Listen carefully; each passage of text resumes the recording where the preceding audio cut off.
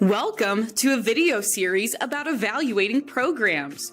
We already went through video 1, defining the scope and purpose of evaluations, and video 2, what survey questions to use for my program.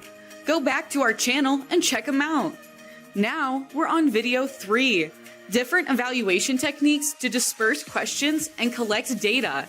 And stay tuned to the series and you'll see video 4, analyzing and using data for your program's benefit. And lastly, video 5, overcoming the first time evaluation nerves. Well, let's get started. In video 2, we talked about what survey questions would be best for your program. Now, let's talk about all the ways to disperse these questions and collect data from them. First, we have strategies to disperse evaluation digitally. There are a few common tools individuals use to create and disperse surveys. The first is Google Forms. Google Forms is extremely accessible. All you or someone on your team needs is a Google account. It can be used in multiple ways for quantitative questions, like multiple choice, drop-down selection, and checkboxes. It can also be used for qualitative questioning through the answers that allow participants to answer in whatever way they would like. When you click the Send tab on Google Forms, facilitators are given the option of dispersing these questions either directly to people through their emails or through a link that can be sent out or posted somewhere like a website. The responses from the Google Forms comes back to the website and can be found underneath the Responses tab.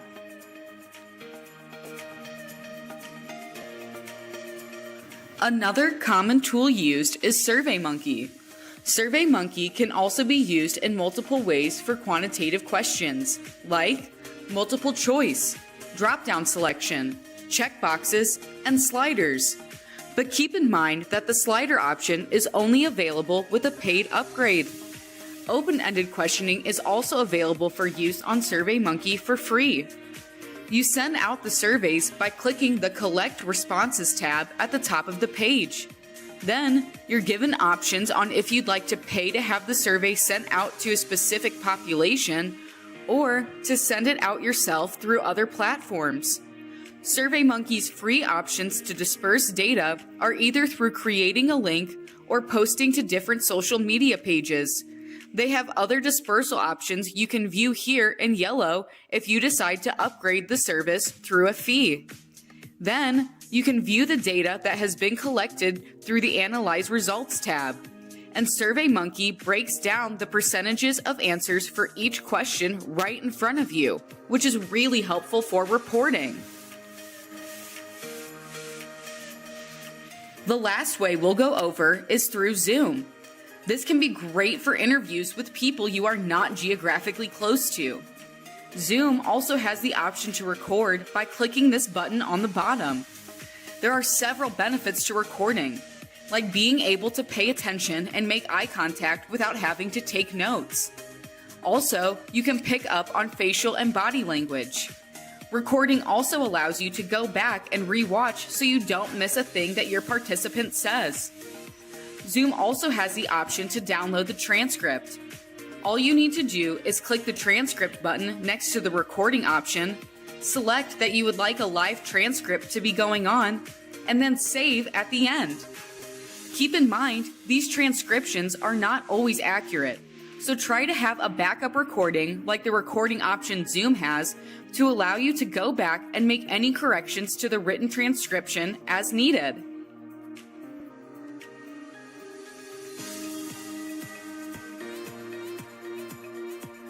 Next, let's go over strategies on how to disperse evaluations in person. There are several ways participants can receive surveys from the facilitators. It is best to choose the one you think will get the most results while also not being disruptive or distracting to the program. First, the surveys can be set out on surfaces, like chairs or tables, that participants might come to before they get there. It's important that the participants know what they are filling out before they do so So make sure this education is also available either through an email sent out before or attached to the survey.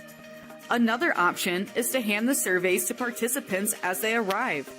This helps to get the survey portion out of the way early on and put more focus on the rest of the program.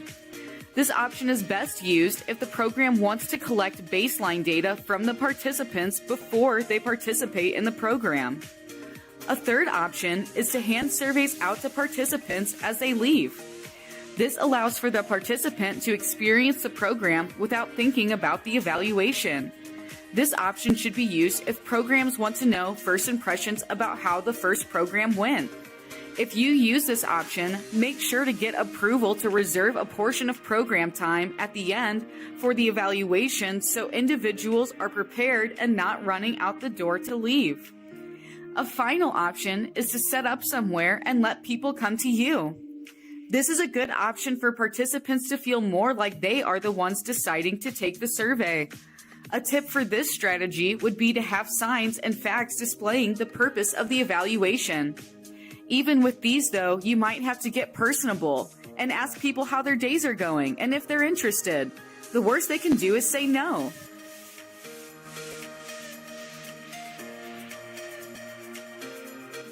When it comes to research being done on human beings, an informed consent is required. An informed consent is a document that goes over necessary knowledge that needs to be provided by the participant. Here's a list of topics covered in informed consent.